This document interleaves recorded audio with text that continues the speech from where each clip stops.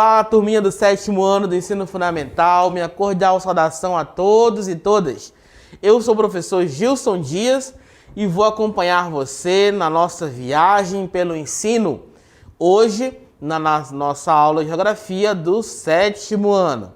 Vamos lá, estamos na aula de número 144, geografia, e estamos falando sobre a população brasileira. Importante nós entendermos bem como nós estamos distribuídos no território. Você já parou para pensar quantas pessoas tem no Brasil?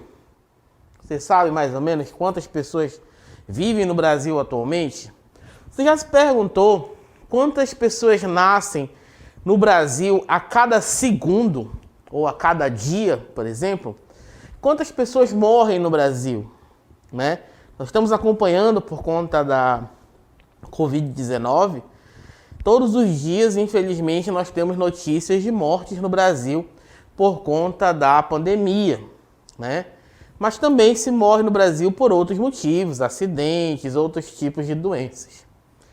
Mas já parou para pensar quais são as cidades que têm mais concentração de pessoas e cidades que têm menos concentração de pessoas?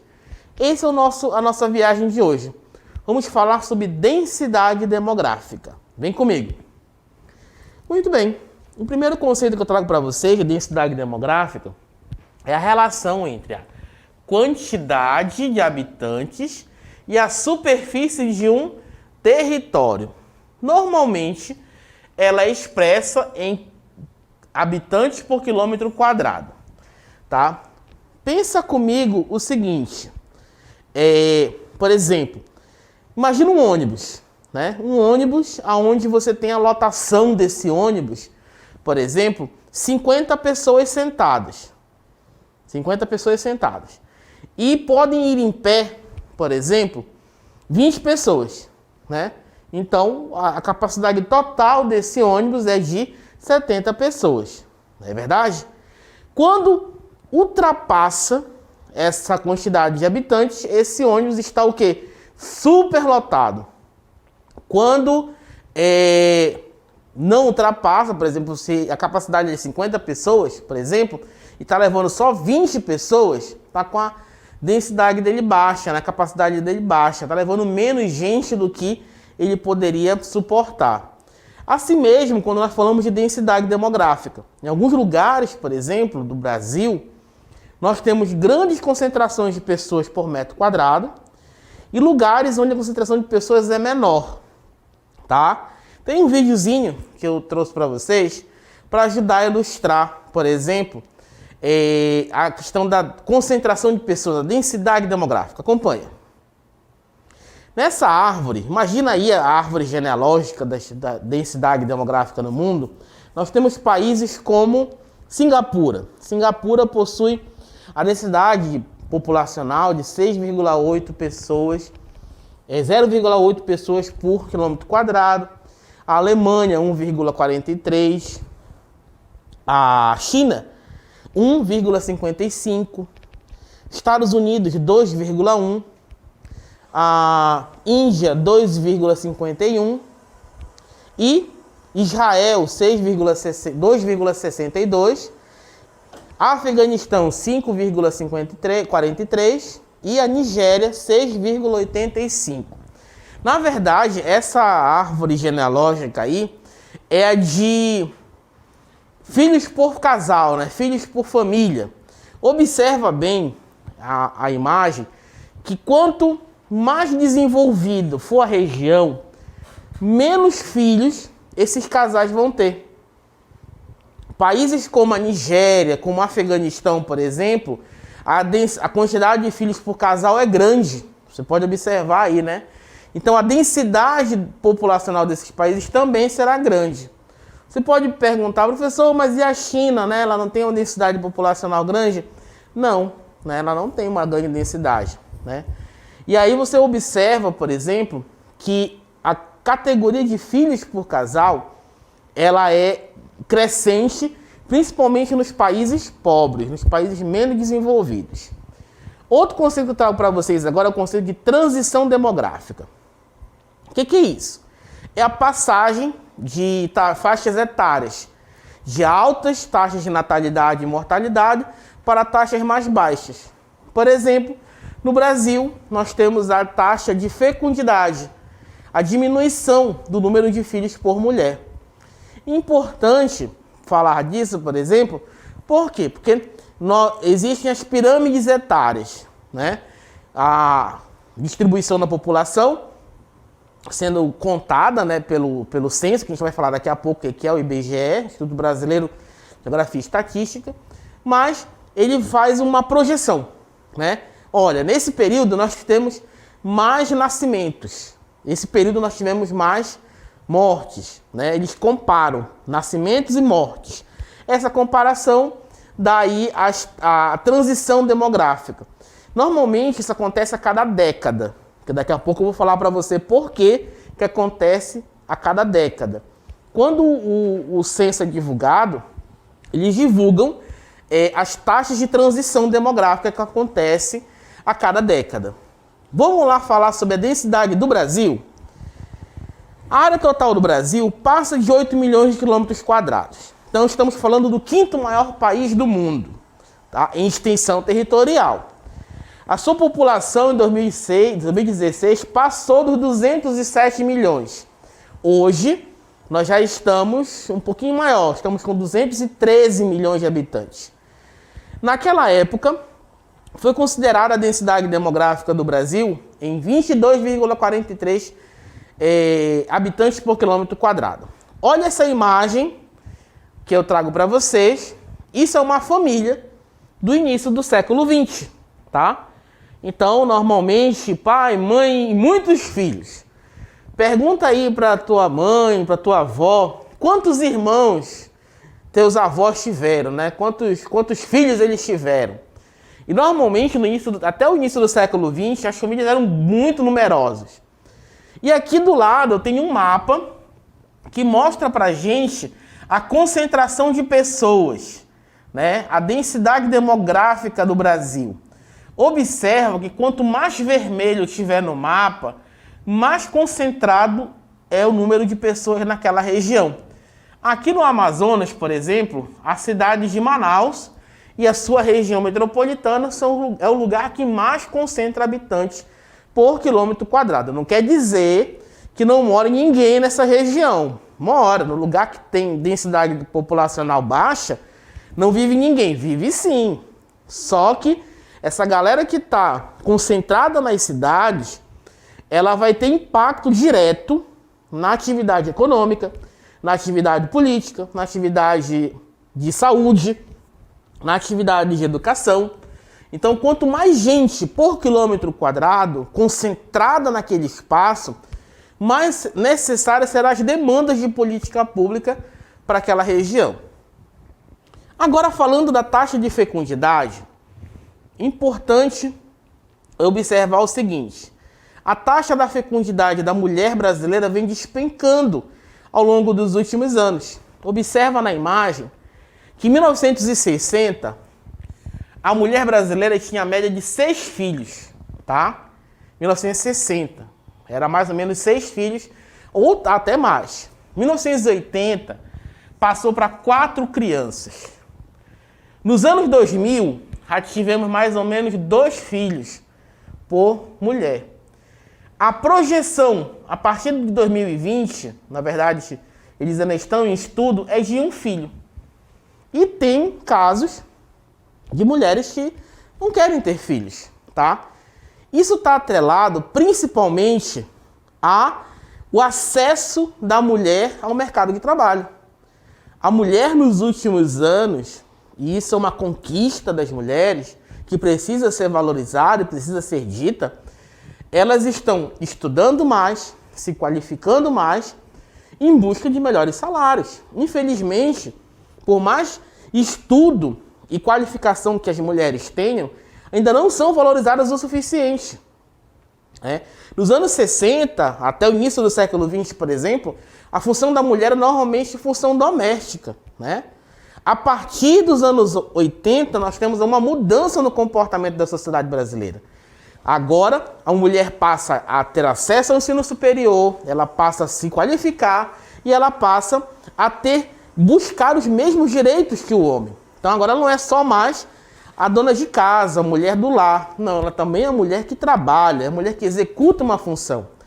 Isso vai impactar diretamente na população brasileira, tá? Você percebeu que vem diminuindo o número de filhos por mulher.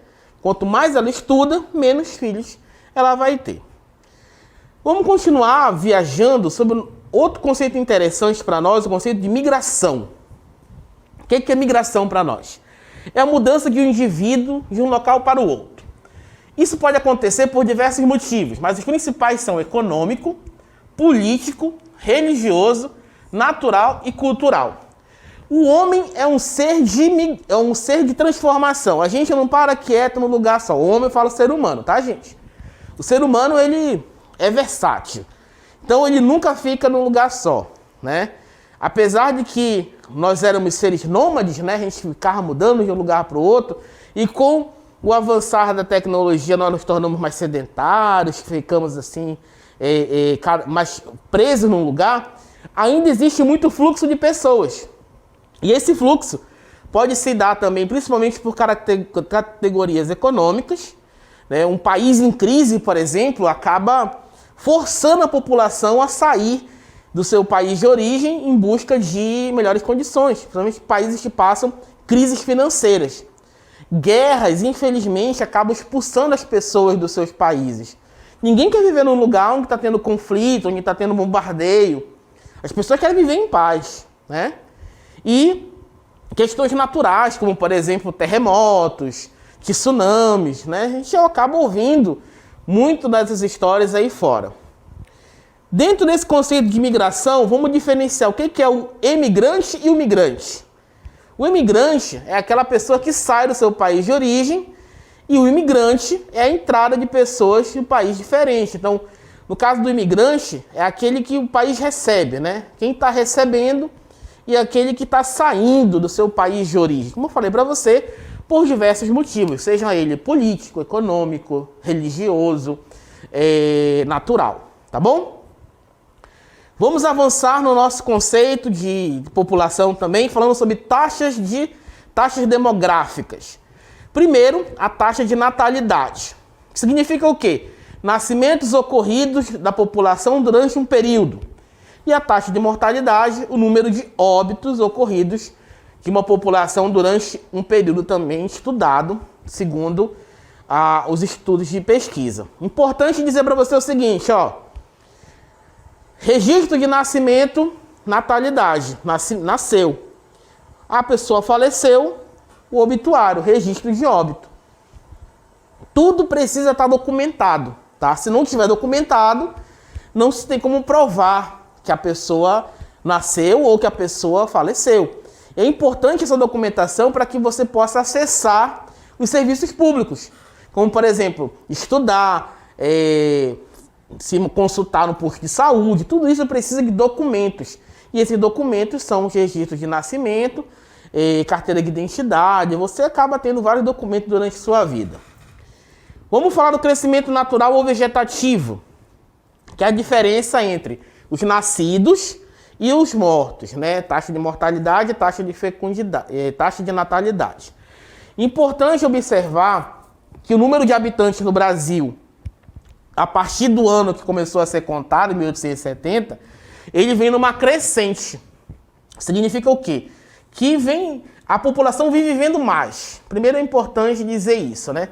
A população vem vivendo mais e vem crescendo, né? Que é o chamado crescimento vegetativo. O equilíbrio entre os nascidos e os mortos, tá bom? Importante falar também sobre as taxas de natalidade, de densidade, que elas são balizador para determinar as políticas públicas do Brasil, tá? No caso, a gente fala do nosso país porque o nosso país ele incentiva e estuda o crescimento da população. Tem uma imagem bem legal que eu trouxe para vocês sobre essa questão da entrada e saída de pessoas, né? Aqui no Brasil, nós somos um país muito dinâmico, né? Ao contrário de outros lugares no mundo, as pessoas são bem-vindas, tá? Quem vem de fora, quem vem de outros estados, as pessoas migram todos os dias, tá? Quem vem dentro do país, dentro do Brasil, de um estado para o outro, quem vem de outras regiões do Brasil e do mundo também, tá bom, pessoal? Importante falar que quem é responsável por contribuir para a contagem da população do Brasil é o IBGE, o Instituto Brasileiro de Geografia e Estatística. Ele é responsável pela contagem da população, né? E tá aí agora a imagem que eu vou botar para vocês. Ele realiza o censo demográfico, né? O que é o censo? É uma pesquisa realizada nos domicílios do Brasil para colher informações sobre a população. No Brasil, o censo acontece a cada 10 anos e ele é realizado pelo Instituto Brasileiro de Geografia e Estatística, o IBGE. Importante falar também que o IBGE faz o censo. O último censo aconteceu em 2010. Era para acontecer em 2020, ano passado, mas por conta da pandemia, ele não foi realizado. Era para acontecer agora, esse ano de 2021, né? O governo parece que não queria realizar o censo, mas graças à organização aí dos setores do Estado brasileiro, nós vamos ter a realização do censo para ver como a população cresceu ou não. Quais os impactos da realização ou da não realização de políticas públicas para a população brasileira. O censo, ele é muito importante. É preciso dizer isso. O censo é fundamental para a garantia de políticas públicas de acesso à saúde, educação, transporte e emprego para a população. Tá bom? Vamos agora à nossa dinâmica local interativa.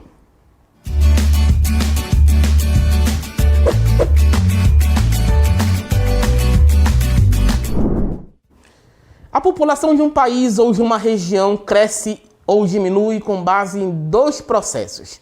A diferença entre nascimentos e mortes. A diferença entre migração e emigração. A partir dessa afirmação, responda o que é crescimento vegetativo ou natural. Tá bom? Segunda questão. Embora o Brasil esteja entre os países mais populosos do mundo, quando relacionamos a população ao total da área do país, obtém-se um número relativamente baixo. Dessa relação população e área, damos o nome de... Tá bom? Tempinho para vocês responderem e daqui a pouco a gente volta.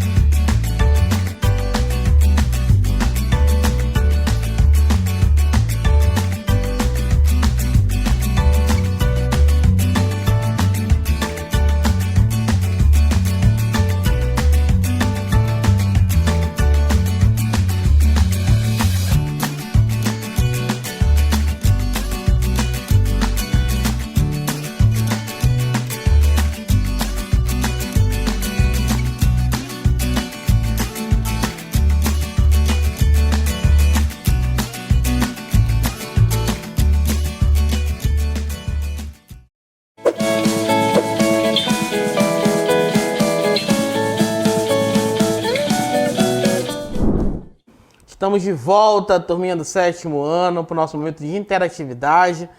Quero dizer que você não está sozinho no nosso chat, você está sendo acompanhado pela melhor equipe de geografia do mundo. Temos aí professores do Centro de Mídias, aqui nossa equipe de geografia, que está acompanhando aí você junto com a equipe pedagógica.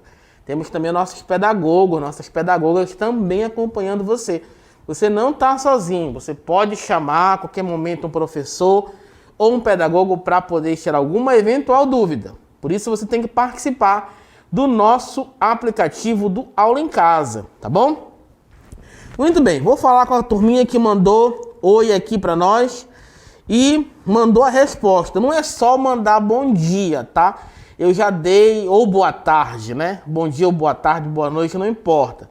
Você tem que falar o nome da sua escola e para a gente poder comentar junto, tá bom? O David colocou na segunda questão, letra B. O Johnny, na Escola Estadual Olga Falcone, botou segunda questão, letra B. O Johnny também disse que a primeira resposta é pessoal, então ele vai ficar com a resposta dele, né, Johnny? Poxa vida. A Ellen botou letra B, acho da segunda questão. E o Luiz Gustavo botou letra B, também na segunda questão. Vamos então à primeira questão, que é uma questão de ordem de caráter dissertativo, né? Você tem que entender também, 7º ano, que é importante nós exercitarmos a nossa escrita, tá? Então, você que está acompanhando em casa, você que está acompanhando pelo aplicativo, também tem que escrever um pouquinho, né? Só múltipla escolha, não. A população de um país ou de uma região cresce ou diminui com base em dois processos. A diferença entre nascimentos e morte. A partir dessa diferença entre migração e imigração, a partir dessa afirmação, responda o que é crescimento natural ou vegetativo. Bom, a resposta que eu gostaria que vocês colocassem é o seguinte. O crescimento vegetativo ou natural é o saldo entre os nascimentos, taxa de natalidade, e os óbitos, taxa de mortalidade. O crescimento vegetativo também é conhecido como crescimento natural. Ele representa a diferença entre as taxas de natalidade e as taxas de mortalidade de um período do ano. Importante dizer aqui para vocês. Quem faz essa contagem, quem faz essa separação, no caso do Brasil, é o IBGE, o Instituto Brasileiro de Geografia e Estatística. Ele faz o comparativo entre os nascimentos e os obituários e dá o crescimento vegetativo ou não. Por exemplo, tem períodos décadas da história do Brasil que vemos crescimento vegetativo em queda, né? As taxas vegetativas em queda do Brasil. Segunda questão. Na segunda questão, embora o Brasil esteja colocado entre os países mais populosos do mundo, quando se relaciona a população total e a área de um país, obtém-se um número relativamente baixo. Essa relação entre população e área nós definimos como letra A, taxa de crescimento? Não, tá? Não é taxa de crescimento. Letra B, índice de desenvolvimento? Também não. Que aqui está voltado mais para a questão econômica. Letra D, taxa de natalidade? Também não, porque não relacionou o número de nascimentos. Resposta correta, letra C, tá? E o comentário é o seguinte. O comentário para nós é o seguinte. Também conhecido como densidade populacional, é um índice demográfico que permite avaliar a distribuição da população de um determinado território. A densidade demográfica permite que sejam feitas comparações entre as diferenças de regiões avaliadas. Esse índice é expresso em habitantes por quilômetro quadrado. Tá bom, pessoal do 7º ano? Muito obrigado pela participação de vocês. Continuem aí acompanhando a gente no Aula em Casa. Qualquer dúvida é só chamar. Até a próxima. Tchau, tchau.